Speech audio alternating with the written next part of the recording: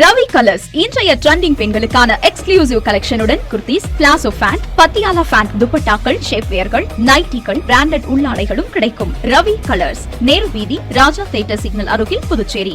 வணக்கம். முக்கிய செய்திகள். புதுச்சேரியில் ஜனவரி மாதம் முதலே மகளிருக்கான உயர்த்தப்பட்ட உதவித்தொகை வழங்கப்படும். முதலமைச்சர் ரங்கசாமி அறிவிப்பு. புதுச்சேரியில் வழக்கு பதிவு செய்யப்படும் குற்றவாளிகளின் விவரங்களை ஆன்லைனில் பதிவேற்ற வேண்டும். சட்டம் ஒழுங்கு முதுநிலை காவல் கண்காணிப்பாளர் கலைவாணன் உத்தரவு. லாஸ்பேட்டை பகுதியில் கல்லூரி மாணவர்களுக்கு கஞ்சா விற்ற 3 பேர் கைது. காவல்துறை அதிரடி நடவடிக்கை. திருப்பரங்குன்றம் மலைத்தூணில் தீபமேற்றலாம் என நீதிமன்றம் தீர்ப்பு. புதுச்சேரியில் பாரதிய ஜனதா கட்சியினர் உற்சாக கொண்டாட்டம். நம்ம பாண்டிச்சேரிக்கு ரிலையன்ஸ் ஃபேஷன் வேர்ல்ட் வந்தாச்சு. குவாலிட்டியான பிராண்டட் ஆடைகள் கம்மியான விலையில. எங்க தெரியுமா? அண்ணா சாலை ரத்னா தியேட்டர் பக்கத்துல இருக்க நம்ம ரிலையன்ஸ் ஃபேஷன் வேர்ல்ட் தான். இங்க கலெக்ஷன்ஸ் எல்லாமே ட்ரெண்டுக்கு ஏத்த மாதிரி இருக்கு. விழாக்கால சிறப்பு சலுகையாக நீங்கள் வாங்கும் அனைத்து ஆடைகளுக்கும் சிறப்பு ஆஃபர்களுடன் நிச்சய பரிசுகளும் உண்டு. கம்மியான பிரைஸ்ல பிராண்டட் ஆடைகள் வாங்க அண்ணா சாலை ரிலையன்ஸ் ஃபேஷன் வேர்ல்ட் வாங்க. ரிலையன்ஸ் ஃபேஷன் வேர்ல்ட் நம்பர் 460 அண்ணா சாலை ரத்னா தியேட்டர் அருகில், புதுச்சேரி. இனி விரிவான செய்திகள். புதுச்சேரியில் உயர்த்தி அறிவிக்கப்பட்ட மகளிருக்கான உதவித்தொகை இந்த மாதம் முதலே வழங்கப்படும் என முதலமைச்சர் ரங்கசாமி தெரிவித்துள்ளார். புதுச்சேரி அரசு பொதுப்பணித்துறை வளர்ச்சிக்கான பிரெஞ்சு முகமை திட்டத்தின் கீழ் வில்லியனூர் பரசுராமபுரத்தில் 59 கோடியே 86 லட்சம் ரூபாய் மதிப்பீட்டில் 20 லட்சம் லிட்டர் கொள்ளளவு கொண்ட மேல்நிலை மற்றும் கீழ்நிலை நீர்த்தேக்க தொட்டியுடன் கூடிய கூட்டு குடிநீர் திட்டம் அமைக்கும் பணிக்கான பூமி பூஜை நிகழ்ச்சி எதிர்க்கட்சித் தலைவர் சிவா தலைமையில் நடைபெற்றது. இதில் சிறப்பு அழைப்பாளராக கலந்து கொண்ட முதலமைச்சர் ரங்கசாமி பணிகளை பூஜை செய்து தொடங்கி வைத்தார். நிகழ்ச்சியில் பொதுப்பணித்துறை அமைச்சர் லட்சுமி நாராயணன் உள்ளிட்டோர் கலந்து கொண்டனர். தொடர்ந்து செய்தியாளர்களிடம் பேசிய முதலமைச்சர் ரங்கசாமி, மக்களுக்கு தேவையை அறிந்து எந்த அளவிற்கு பொங்கல் ஊக்கத்தொகை வழங்க முடியுமோ அதன்படி பொங்கலுக்கு முன்பாகவோ அல்லது பின்பாகவோ வழங்கப்படும் என்று கூறினார். ஏற்கனவே மகளிருக்கு வழங்கப்பட்டு வரும் 1000 ரூபாய் உரிமைத் தொகையை அரசு அறிவித்தபடி 2500 ஆக உயர்த்தி ஜனவரி 12ஆம் தேதி அல்லது பொங்கலுக்கு பிறகு வழங்கப்படும் என்றும் கூறினார். மேலும் போலி மருந்து விவகாரத்தில் எதிர்க்கட்சிகள் சிபிஐ விசாரணை கேட்டதால் சிபிஐ விசாரணைக்கு பரிந்துரைக்கப்பட்டுள்ளதாகவும் இதுகுறித்து ஒட்டுமொத்தமாக வெளிப்படையான அறிக்கை விரைவில் வெளியிடப்படும் என்றும் முதலமைச்சர் ரங்கசாமி தெரிவித்தார். குடும்ப தலைவி எந்த ஒரு உதவியும் பெறாத குடும்ப தலைவிகளுக்கு 1000 ரூபாய் வழங்கும் என்று அறிவித்து 1000 ரூபாய் இப்பொழுது வழங்கப்பட்டிருக்கிறது. அது இந்த அரசு மேலும் உயர்த்தி வழங்க வேண்டும் என்று எல்லோரும் கேட்டுக்கொண்டிருக்கு. இணங்க 2500 ரூபாய் கொடுப்போம் என்று உறுதியளித்திருந்தோம். அது ஜனவரி மாதம், இந்த மாதத்தில் 12ஆம் தேதி பொங்கல், அது பொங்கலுக்கு பிறகு அந்த உதவித்தொகை வழங்கப்படும். அதுக்கான ஜீவோ கொடுக்கப்பட்டு விட்டது. அது இப்போ 1000 ரூபா கடந்த மாதத்துக்கு போடுவாங்க, முதல்ல இப்போ போட்டுருவாங்க. இந்த மாதத்துக்கு அறிவிச்ச தொகை 12ஆம் தேதிக்கு மேலே போடுவாங்க. புதுச்சேரியில் குற்றவாளிகளின் முழு விவரங்களையும் ஆன்லைனில் பதிவேற்ற வேண்டுமென முதுநிலை காவல் கண்காணிப்பாளர் கலைவாணன் உத்தரவிட்டுள்ளார். நாடு முழுவதும் புதிய குற்றவியல் நடைமுறை சட்டம் கடந்த 2024ஆம் ஆண்டு முதல் அமலுக்கு வந்தது. புதுச்சேரி மாநிலத்தில் இந்த சட்டங்களை பின்பற்றி தற்போது காவல் நிலையங்களில் வழக்குகள் பதிவு செய்யப்பட்டு வருகின்றன. இது தொடர்பாக உயர் அதிகாரிகள் ஆலோசனைக் கூட்டம் காவல்துறை தலைமை அலுவலகத்தில் உள்ள கருத்தரங்க அறையில் நடைபெற்றது. கூட்டத்திற்கு முதுநிலை காவல் கண்காணிப்பாளர் கலைவாணன் தலைமை தாங்கினார். புதிய குற்றவியல் நடைமுறை சட்டத்தின் மூலம் வழக்கு பதிவு செய்யும் போது விசாரணை விரைவாக முடித்து குறிப்பிட்ட நாட்களில் குற்றப்பத்திரிகையை தாக்கல் செய்ய வேண்டும் என்றும், வழக்கில் பாதிக்கப்படுவோர் நீண்ட நாள் காத்திருக்காமல் உடனடியாக தீர்ப்பு வழங்குவதற்கு விதிமுறைகள் உள்ளதென்றும் கூறப்பட்டது. எனவே சிறிய வழக்குகளாக இருந்தால் விரைவில் விசாரணை முடிக்க வேண்டும் என்றும் அறிவுறுத்தப்பட்டது. கொலை போன்ற பெரிய வழக்குகளாக இருந்தால் 90 நாட்களுக்குள் விசாரணையை முடிக்க வேண்டும் என்றும், வழக்குகளில் கைது செய்யப்படும் குற்றவாளிகளின் பெயர், புகைப்படம், கைரேகை உள்ளிட்ட அனைத்து விவரங்களையும் ஆன்லைனில் பதிவேற்றம் செய்ய வேண்டுமென அறிவுறுத்தப்பட்டது. அவ்வாறு செய்யும்போது குற்றவாளிக்கு எத்தனை வழக்குகளில் தொடர்பு உள்ளது, எந்தெந்த மாநிலங்களில் வழக்குகள் நிலுவையில் உள்ளன என்பது போன்ற விவரங்கள் முழுமையாக தெரியவரும் என்றும், எனவே அதை முறையாக பராமரிக்க வேண்டும் என்றும் காவல்துறை அதிகாரிகளுக்கு அறிவுறுத்தப்பட்டது. கூட்டத்தில் முதுநிலை காவல் கண்காணிப்பாளர்கள் ஸ்ருதி, ரகுநாயகம், பக்தவச்சலம், ஜிந்தா கோதண்டராமன் மற்றும் காவல் ஆய்வாளர்கள் பலர் கலந்து கொண்டனர்.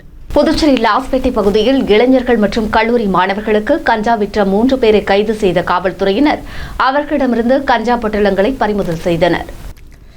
புதுச்சேரி லாஸ்பேட்டை காவல் ஆய்வாளர் இனியன் மற்றும் காவலர்கள் சாந்தி நகர் பகுதியில் ரோந்து பணியில் ஈடுபட்டனர். அப்போது அங்கு சந்தேகப்படும்படியாக நின்று கொண்டிருந்த வாலிபர்கள் 3 பேர் காவல்துறையினரை கண்டதும் ஓட்டம் பிடித்தனர். உடனடியாக காவலர்கள் அவர்கள் 3 பேரையும் விரட்டி சென்று மடக்கி பிடித்து சோதனையிட்டனர். அப்போது அவர்கள் கஞ்சா பொட்டலங்களை மறைத்து வைத்திருந்தது கண்டுபிடிக்கப்பட்டது. இதையடுத்து அவர்கள் 3 பேரையும் காவல் நிலையம் கொண்டு சென்று விசாரணை நடத்தினர். விசாரணையில் அவர்கள் முத்தியால்பேட்டையைச் சேர்ந்த சபீக், லாஸ்பேட்டை ஹர்ஷத், விஜயராஜ் என்பதும் இவர்கள் இளைஞர்கள் கல்லூரி மாணவர்களுக்கு கஞ்சா விற்பனை செய்ததும் கண்டறியப்பட்டது. தாம்பரத்திலிருந்து கஞ்சாவை மொத்தமாக வாங்கி வந்து அதை சிறு பொட்டலங்களாக பிரித்து விற்பனை செய்ததும் அம்பலமானது. இதையடுத்து காவலர்கள் அவர்கள் 3 பேரையும் அதிரடியாக கைது செய்தனர். அவர்களிடமிருந்து 650 கிராம் கஞ்சா, 3 செல்போன்கள், இருசக்கர வாகனம் மற்றும் 9220 ரொக்கப்பணம் உள்ளிட்டவற்றை காவல்துறையினர் பறிமுதல் செய்தனர். பின்னர் 3 பேரையும் நீதிமன்றத்தில் ஆஜர்படுத்தி காலாப்பட்டு மத்திய சிறையில் அடைத்தனர். திருப்பரங்குன்றத்தில் தீபம் ஏற்றலாம் என நீதிமன்ற தீர்ப்பை வரவேற்று புதுச்சேரியில் பாரதிய ஜனதா கட்சியினர், இந்து முன்னணி அமைப்பினர் ஒன்று திரண்டு பட்டாசு வெடித்தும் இனிப்புகள் வழங்கியும் உற்சாகமாக கொண்டாடினர். திருப்பரங்குன்றம் தீபத்தூணில் தீபமேற்ற அனுமதி வழங்கிய நீதிபதி சாமிநாதன் உத்தரவை எதிர்த்து திராவிட முன்னேற்றக் கழக அரசு சார்பில் தாக்கல் செய்யப்பட்ட மேல்முறையீட்டு வழக்கை மதுரை உயர்நீதிமன்றம் விசாரித்தது. விசாரணை முடிவில் தீப திருவிழாவின் போது தீபமேற்றலாம் என நீதிமன்றம் ஆணையிட்டு தீர்ப்பு வழங்கியது. இந்த தீர்ப்பை வரவேற்று புதுச்சேரி ராஜா திரையரங்கம் அருகே அனைத்து முருக பக்தர்கள், இந்து முன்னணி மற்றும் பாரதிய ஜனதா கட்சியின் சார்பில் கட்சியின் மாநில தலைவர் VP ராமலிங்கம் தலைமையில் ஒன்று திரண்டு பட்டாசு வெடித்தும் இனிப்புகள் வழங்கியும் உற்சாகமாக கொண்டாடினர். மேலும் நிகழ்ச்சியில் சட்டமன்ற உறுப்பினர் கல்யாண சுந்தரம், முன்னாள் சட்டமன்ற உறுப்பினர் பாஸ்கர், இந்து முன்னணி பொறுப்பாளர்கள் முருகையன், மணிவண்ணன், மாநில பொதுச் செயலாளர்கள் மோகன்குமார், லட்சுமி நாராயணன், மாநில துணைத் தலைவர்கள், மாநில செயலாளர்கள், மாநில அணி தலைவர்கள், பிரிவு அமைப்பாளர்கள், மாவட்ட தலைவர்கள், தொகுதி தலைவர்கள் மற்றும் அனைத்து அமைப்பு நிர்வாகிகள் கலந்து கொண்டு பொதுமக்களுக்கு இனிப்புகளை வழங்கி தங்கள் மகிழ்ச்சியை வெளிப்படுத்தினர்.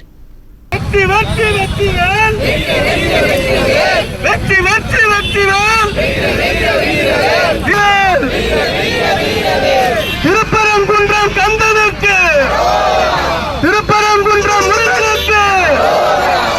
புதுச்சேரியில் ஒரே நாளில் 6 நபர்களிடம் 5 லட்சம் ரூபாய் ஆன்லைன் மோசடி செய்யப்பட்டது குறித்து சைபர் கிரைம் காவல்துறை விசாரணை நடத்தி வருகிறது. புதுச்சேரி முதலியார்பேட்டையைச் சேர்ந்தவரின் செல்போன் எண்ணிற்கு குறுந்தகவல் ஒன்று வந்தது. அதில் அவரின் வாகனம் ஒன்றுக்கு அபராதம் விதிக்கப்பட்டுள்ளதாகவும் அந்த அபராத தொகையை செலுத்துவதற்கான இணையதள முகவரியுடன் வந்துள்ளது. அந்த இணையதள முகவரிக்கு சென்றபோது அவரின் வங்கிக் கணக்கிலிருந்து 3,64,718 ரூபாய் மோசடி செய்யப்பட்டது. இதேபோல மதகடிப்பட்டு பகுதியைச் சேர்ந்தவர் ஆன்லைனில் குறைந்த விலைக்கு இருசக்கர வாகனம் விற்பனைக்கு உள்ளதாக வந்த தகவலை நம்பி முன்பணமாக 11,150 ரூபாயை செலுத்தி ஏமாந்தார். இதேபோல் கீழூரைச் சேர்ந்த பெண் ஒருவர் ஆன்லைனில் துணி வாங்க ஆர்டர் செய்து 13,442 ரூபாய் மோசடி செய்யப்பட்டார். அரியாங்குப்பத்தைச் சேர்ந்த பெண் ஒருவரிடம் 1,550 ரூபாய், மேலும் அரியாங்குப்பத்தைச் சேர்ந்த மற்றொருவரிடம் ஆன்லைனில் வாங்கிய பொருட்களுக்கு தவணை தொகை செலுத்துவதாக கூறி 17,548 ரூபாய், மேலும் சாரத்தைச் சேர்ந்தவரிடம் ஆன்லைன் செயலியில் பெற்ற கடனை திருப்பி செலுத்திய பின் அவரின் புகைப்படத்தை ஆபாசமாக சித்தரித்து 3,700 என மொத்தம் 6 நபர்களிடம் 5,25,000 ரூபாய் ஆன்லைன் மோசடி செய்யப்பட்டுள்ளது. இதுகுறித்த புகார்களின் அடிப்படையில் சைபர் கிரைம் காவல்துறையினர் வழக்கு பதிவு செய்து விசாரணை நடத்தி வருகின்றனர். காரைக்கால் மீனவர்களை மீட்க நடவடிக்கை எடுக்க வேண்டுமென மத்திய வெளியுறவுத்துறை அமைச்சருக்கு புதுச்சேரி முதலமைச்சர் ரங்கசாமி கடிதம் எழுதியுள்ளார். காரைக்கால் கீழக்காசக்குடிமேடு மீனவ கிராமத்தைச் சேர்ந்த ராஜா உட்பட 11 மீனவர்கள் கடந்த 29ஆம் தேதி காரைக்கால் துறைமுகத்திலிருந்து விசைப்படகில் மீன்பிடிக்க கடலுக்கு சென்றனர். அவர்கள் எல்லை தாண்டி சென்று மீன்பிடித்ததாக கூறி 11 பேரையும் இலங்கை கடற்படை கைது செய்து கடந்த 1ஆம் தேதி இலங்கை சிறையில் அடைத்தது. அவர்கள் சென்ற படகும் பறிமுதல் செய்யப்பட்டுள்ளன. இதை அறிந்த மீனவர்களின் குடும்பத்தினர் அதிர்ச்சி அடைந்தனர். மீனவர்களையும் அவர்களின் படகுகளையும் மீட்க மத்திய மாநில அரசுகள் நடவடிக்கை எடுக்க வேண்டுமென்று கண்ணீர் மல்க கோரிக்கை விடுத்தனர். இந்த நிலையில் மீனவர்கள் 11 பேரையும் மத்திய அரசு மீட்க நடவடிக்கை எடுக்க வலியுறுத்தி புதுச்சேரி முதலமைச்சர் ரங்கசாமி மத்திய வெளியுறவுத்துறை அமைச்சர் ஜெய்சங்கருக்கு கடிதம் எழுதியுள்ளார். அதில் இலங்கை கடற்படையினரால் கைது செய்யப்பட்டுள்ள காரைக்கால் பகுதியைச் சேர்ந்த 11 மீனவர்களையும் அவர்களிடம் பறிமுதல் செய்யப்பட்ட படகுகளையும் இலங்கை அரசிடம் பேசி உடனடியாக விடுவிக்க நடவடிக்கை எடுக்க வேண்டும் என்று வலியுறுத்தியுள்ளார். புதுச்சேரி அண்ணா சாலையில் பாரதிய ஜனதா கட்சியினர் ஒன்று கூடி திருப்பரங்குன்ற தீர்ப்பை வரவேற்று பட்டாசு வெடித்தபோது வாகன ஓட்டிகள் மீது பட்டாசு விழுந்ததில் கடும் வாக்குவாதம் ஏற்பட்டது. திருப்பரங்குன்றம் மலை மீதுள்ள தீபத்தூணில் தீபம் ஏற்றலாம் என்கிற உத்தரவை சென்னை உயர்நீதிமன்றத்தின் மதுரை பெஞ்ச் உறுதிப்படுத்தியுள்ள நிலையில் தமிழகம் மற்றும் புதுச்சேரியில் பாரதிய ஜனதா கட்சியினர் இந்து இயக்கங்கள் கொண்டாட்டத்தில் ஈடுபட்டு வருகின்றனர். அந்த வகையில் புதுச்சேரி மாநிலத்தில் பாரதிய ஜனதா கட்சி சார்பில் திருப்பரங்குன்றத்தில் வழங்கப்பட்டுள்ள தீர்ப்பை வரவேற்று ராஜா திரையரங்கம் சந்திப்பில் நூற்றுக்கணக்கான பாரதிய ஜனதா கட்சியினர் ஒன்று கூடி கொண்டாட்டத்தில் ஈடுபட்டனர். பட்டாசுகள் வெடித்தும் இனிப்புகள் வழங்கியும் அக்கட்சியினர் திருப்பரங்குன்றம் வழக்கில் தீர்ப்பை வரவேற்று கோஷமிட்டனர். புதுச்சேரியின் முக்கிய சந்திப்பான அண்ணா சாலையில் மாலை நேரத்தில் பாரதிய ஜனதா கட்சியினர் ஒன்று கூடியதால் அப்பகுதியில் கடும் போக்குவரத்து நெரிசல் ஏற்பட்டது. மேலும் கட்சியினர் வெடித்த பட்டாசுகள் அந்த வழியே சென்ற வாகன ஓட்டிகள் மீது தெரித்து விழுந்தது. இதனால் வாகன ஓட்டிகளுக்கும் பாரதிய ஜனதாவினருக்கும் இடையே கடும் வாக்குவாதம் ஏற்பட்டது. பாரதிய ஜனதா கட்சியினரின் கொண்டாட்டம் காரணமாக அப்பகுதியில் சுமார் அரை மணி நேரத்திற்கும் மேலாக கடும் போக்குவரத்து நெரிசல் ஏற்பட்டது.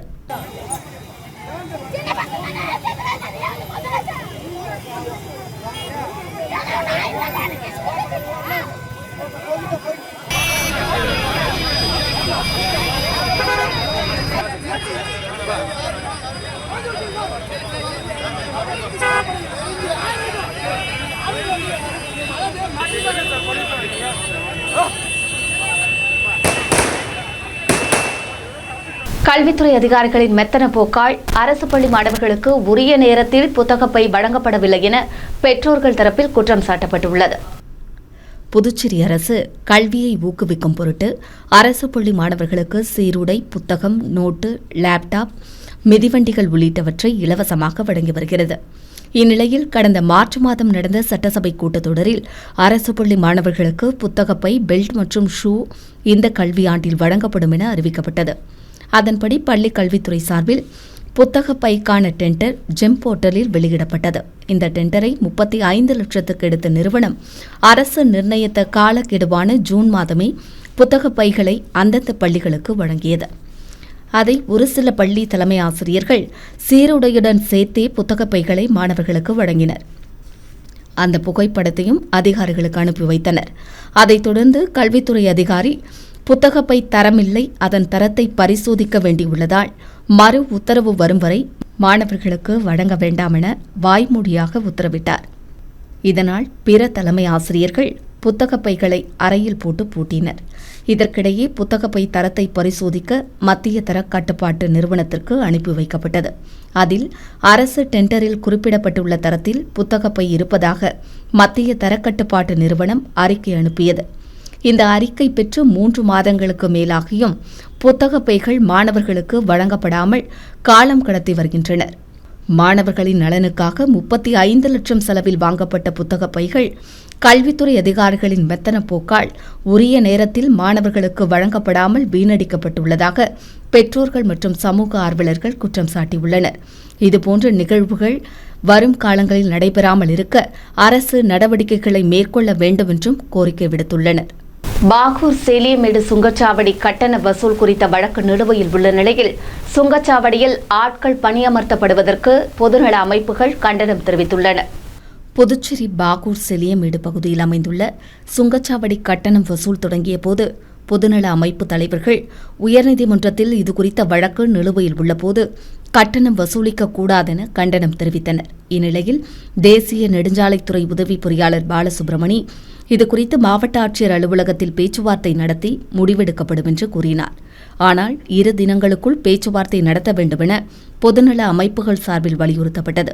பேச்சுவார்த்தையில் உடன்பாடு ஏற்படவில்லை என்றால் போராட்டம் நடத்தப்படும் எனவும் அறிவிக்கப்பட்டது. இந்நிலையில் பேச்சுவார்த்தை நடைபெற்றதையொட்டி தற்காலிகமாக போராட்டம் தள்ளி வைக்கப்பட்டது.